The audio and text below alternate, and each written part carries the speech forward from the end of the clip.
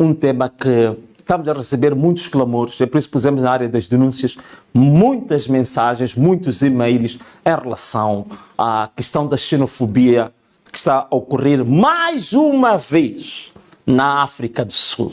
Mais uma vez. E nós vamos falar um pouco hoje, não só sobre o que está a acontecer na África do Sul, mas para percebermos as verdadeiras motivações.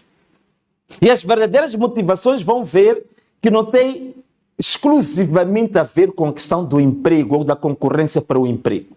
É um problema, mas não é isso que leva àqueles atos bárbaros, sempre basicamente contra moçambicanos, contra zimbabueanos. Os outros apanham por tabela, como se diz, mas estes são os alvos principais, moçambicanos, zimbabueanos. Também os nigerianos, os da República Centro-Africana, alguns angolanos, mas basicamente contra os moçambicanos, contra os zimbabueanos. Portanto, pretos, negros, que tomaram a terra de volta na África do Sul para a sua autodeterminação, mas que hoje são os principais algozes, os principais carrascos de outros negros também. E aqui temos imagens do que está a acontecer na África do Sul, agressões, assassinatos, sequestros. Penso que em Durban foi a zona onde o rastro de destruição a lojas de estrangeiros, perseguição aos estrangeiros, sobretudo os moçambicanos. Penso que as imagens foram muito mais elucidativas em Durban, não é? Dessas perseguições. Mas antes de eu falar exatamente do qual é a minha opinião sobre isto, eu tenho que fazer uma pequena abordagem. O que está a acontecer na África do Sul, o que está a acontecer na SADC? Vocês sabem, a África do Sul, basicamente, até 1994, vivia de um sistema de segregação racial, né? O famoso apartheid. Essa apartheid, conforme vocês podem ver a imagem, ele durou durante muito tempo e criou-se uma economia própria na África do Sul. A agricultura, que era uma das áreas mais destacadas durante o apartheid, em que nós tínhamos basicamente uma agricultura mecanizada. Essa agricultura mecanizada, vocês sabem que o que acontece? Ela, à medida que se vai modernizando, ela vai dispensando cada vez mais trabalhadores, vai usando cada vez menos trabalhadores, porque ela vai se tornando cada vez mais moderna. E também, em 1994, chegamos, digamos, ao primeiro governo negro na África do Sul. O primeiro presidente de raça negra chega ao poder na África do Sul em 1994, que é o Nelson Mandela. E Nelson Mandela, nessa altura, que se torna o primeiro presidente negro da África do Sul, ele fez algumas coisas, deixa-me só olhar para essa câmara para explicar, algumas coisas que aconteceram na África do Sul. A Nelson Mandela ficou no poder de 1994 até 1999, apenas um mandato. Não quis ser como alguns dirigentes modernos ou atuais que querem morrer na sua própria cadeira ou querem ser arrastados ou empurrados. Então, ele fez um mandato. Uma das coisas que Nelson Mandela fez na África do Sul foi a implementação daquilo que se chama de políticas macroeconômicas prudentes. Prudentes, isto é, ele soube respeitar uma visão econômica do país e políticas públicas que permitissem que a África do Sul permanecesse, digamos, uma sociedade, digamos, plural, mas com menos conflitos, e também mantivesse estável os grandes indicadores econômicos da África do Sul. É por isso que a inflação na África do Sul, durante o período de Nelson Mandela, estava controlada, o nível geral de preços dos produtos básicos eram aceitáveis, o crescimento, digamos assim, do investimento direto estrangeiro na África do Sul cresceu muito com Nelson Mandela, porque a economia, digamos, da África do Sul ganhou uma credibilidade internacional, portanto, aumentou a confiança internacional da economia.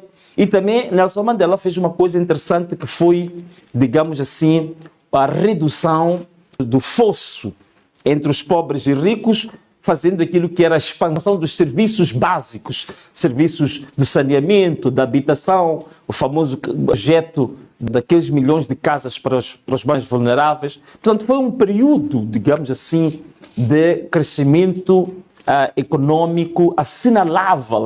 A economia crescia a cerca de 4% ao ano, 5% ao ano. Depois nós tivemos o período do Thabo Mbeki, que é mais ou menos dos anos 2000, depois de Nelson Mandela sair do poder, a 2000 até 2008, que a economia que continua a crescer com Thabo Mbeki cerca de 4 ou 5% ao ano. E foi com Thabo Mbeki quando se criou uma coisa nova, que é a tal expansão da classe média negra. Porque não havia classe média dos negros. Então Thabo Mbeki é que traz esta coisa da ideia da classe negra, da classe média negra. Depois de Thabo Mbeki afastar-se do poder, com toda a polêmica que aconteceu no ANC, entra Jacob Zuma. E aqui começa a verdadeira decadência da África do Sul, por volta do ano 2008 até 2018. Com Jacob Zuma, a economia sul-africana começa a decair. É verdade que calhou também com a crise econômica internacional, mas a economia começa a cair com Jacob Zuma. Dos cerca de 4 a 5% de crescimento ano que a economia via, a economia começa a crescer a 1%, a 2% ano. E às vezes, alguns anos, a cair abaixo de 1% de crescimento da economia. Portanto, começa a cair a economia, começa a grande corrupção na África do Sul. Começa a grande corrupção na África do Sul. Começam a acontecer as chamadas crises. Aqui tem um mapa que mostra o crescimento sul-africano da economia, o decréscimo da economia, mas eu estava a dizer que começa a grande corrupção na África do Sul. Começa aquilo que vem a ser conhecido como the state capture. Isto é a captura do Estado. Portanto, os dirigentes do ANC, eles começam, digamos, a esfaquear o próprio tesouro público, a esfaquear o Estado em benefício próprio. Começam a aparecer grandes escândalos como dos Guptas, começa a ter crises profundas, digamos, no setor empresarial. A crise começa também, por exemplo, na companhia, uma das maiores companhias da África, que era a South Africa Airways, começa a ter problemas. Começamos a ter problemas das crises energéticas na África do Sul, né, com a empresa estatal, a Eskom, com esta captura do Estado. O Estado foi capturado. É verdade que depois, em 2018, até a atualidade, entra Cyril Ramaphosa, que ele procura recuperação econômica, mas a economia do país ainda está a cerca de 1% a 2% ao ano. Portanto, o desemprego é gritante na África do Sul por causa da má gestão feita pelo ANC. Hoje temos mais de 30% dos sul-africanos no desemprego. Nós temos hoje problemas estruturais muito grandes na África do Sul, na educação, na economia, no turismo, no saneamento. A corrupção continua a crescer. O próprio Cyril Ramaphosa, que vocês estão a ver aí na imagem, ele também tem grandes casos de corrupção. Acredito que depois de ele sair no poder, ele vai ser julgado, ele vai ao banco dos réus, não tem como. E para mim vai ser talvez o primeiro presidente sul-africano a ser detido efetivamente, ele vai para a prisão. Portanto, começam as ineficiências institucionais pela má gestão. E a dependência é enorme desta economia que continua em relação ao chamado setor tradicional, que é o setor mineiro. Bom, caros amigos, estou a fazer esta introdução para mostrar o quê? Estou a fazer esta introdução para mostrar, primeiro, o grande problema que não está sendo referido é a má gestão da África do Sul, a partir do ANC, 32 anos de destruição do país, não de construção do país, que levou a esta decadência. Mesmo o setor tradicional da África do Sul, que é o setor mineiro, hoje está totalmente abandonado. Temos minas abandonadas na África do Sul. O setor mineiro caiu. Portanto, a decadência econômica extremamente grave da África do Sul. E também mais grave é que o problema não é só um problema sul-africano. Porque nós temos que ficar aqui atentos. Sempre que existem crises de xenofobia na África do Sul, rapidamente nós temos o impacto, o efeito dominó disto nos países vizinhos, sobretudo em Moçambique. Reparem muito bem, as grandes greves que nós tivemos em Moçambique foram antecedidas antes das crises ou dos escândalos ou de xenofobia na África do Sul. Portanto, diz-nos muito respeito ao que está acontecendo na África do Sul. Mas, primeiro ponto, má gestão que o ANC fez daquele país ao longo de 3 décadas. Que está levando o país à bancarrota, está levando aquele país ao precipício. Corrupção elevada, políticas públicas desastrosas, ineficiências institucionais. É exatamente isto que o ANC está a fazer com o país. É por isso que agora o ANC, nas próximas eleições, o ANC vai claramente para a oposição. Isso não restam dúvidas. Mas isto também não é um problema apenas da ANC. Isto é um problema do ANC em Angola, na África do Sul, mas isto é um problema também do Zimbábue. É o mesmo cenário que está sendo mal gerido. É o mesmo problema também que nós temos em Angola. Portanto, estes países, eles formaram, ao nível da SADC, digamos, o chamado clube de amigos que se defendem. É por isso que quando nós temos crises nos países vizinhos, há crises eleitorais, fraudes eleitorais, são os primeiros a virem reconhecer mesmo eleições fraudulentas. Nós tivemos a SADC, foi o primeiro a reconhecer as eleições de Moçambique. O ANC foi um dos primeiros partidos a reconhecer as eleições fraudulentas de Moçambique. ZANU-PF reconheceu as eleições fraudulentas de Moçambique. A MPLA reconheceu as eleições fraudulentas de Moçambique. Portanto, significa que eles formaram um clube de autoproteção, autodefesa, para os interesses dos seus partidos e dos seus membros, digamos, em detrimento da defesa dos seus próprios países. Estes movimentos libertadores, que disseram que vinham libertar o homem e a terra, hoje viraram piores opressores do que aqueles que oprimiram os nossos países durante esses séculos todos. É por isso que hoje a economia está uma bancarrota na África do Sul, o crescimento está menos de 1%, mais de 30% dos sul-africanos que estão na bancarrota. E veja só, eles neste momento estão praticamente calados. Não vemos nenhum posicionamento firme, nem da Angola do MPLA, não vemos do ZANU-PF no Zimbábue, muito menos da Frelimo em Moçambique.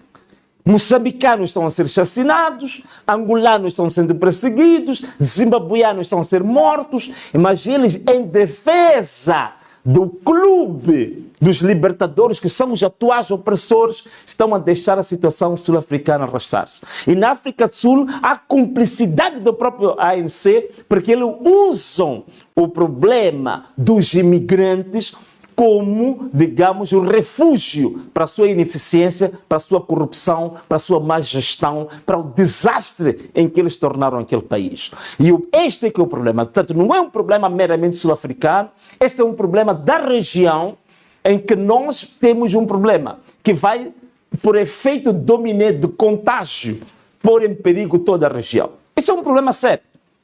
É um problema sério. E se nós tivéssemos governos na região sérios, preocupados com a sua própria população, teriam apresentado moções de repúdio até o próprio governo sul-africano, que está impávido, está a assistir aquilo de forma impávida, está até permitir a própria polícia estar de braços cruzados quando isto aqui acontece contra os moçambicanos. E o governo de Moçambique está aí, não diz absolutamente nada, não se manifesta, não diz absolutamente nada, porque não pode condenar ao seu camarada, não pode condenar a um elemento do seu clube dos opressores.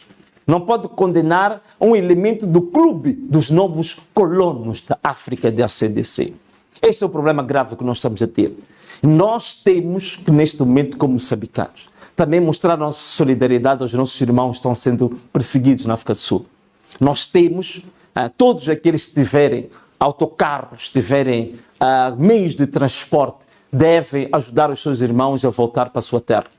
É verdade que em Moçambique também não há nenhuma política, este é o grande problema.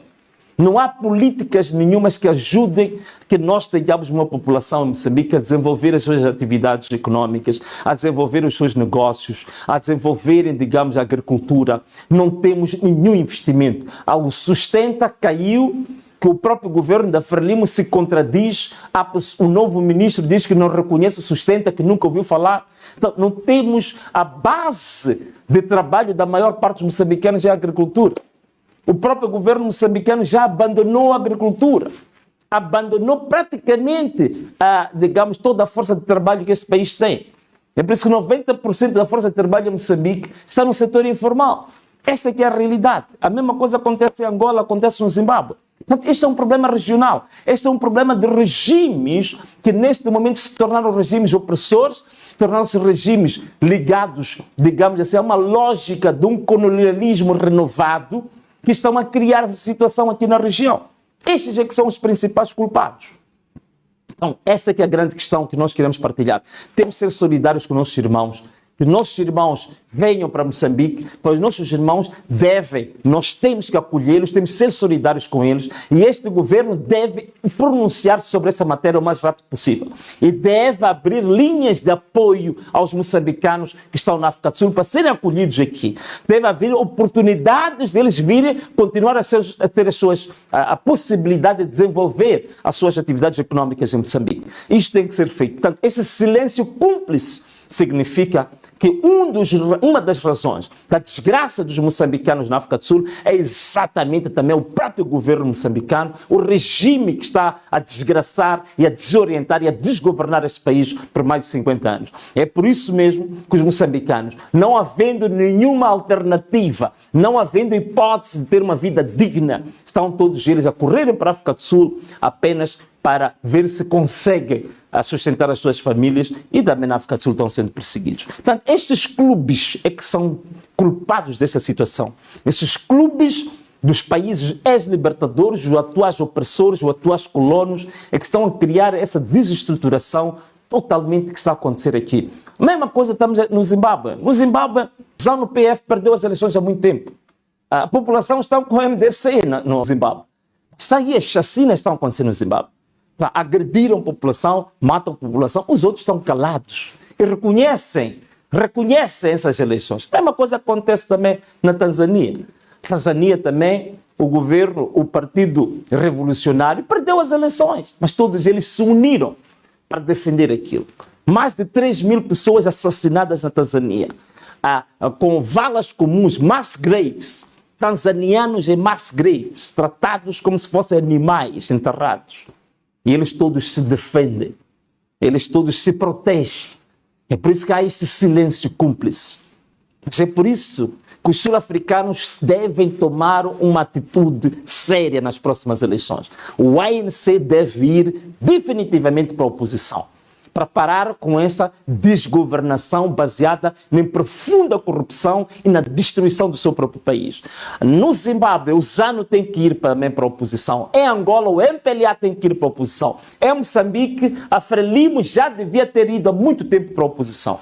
Estes é que são os principais culpados e autores da desgraça que está a acontecer na SADC. Portanto, caros amigos, vamos ser solidários.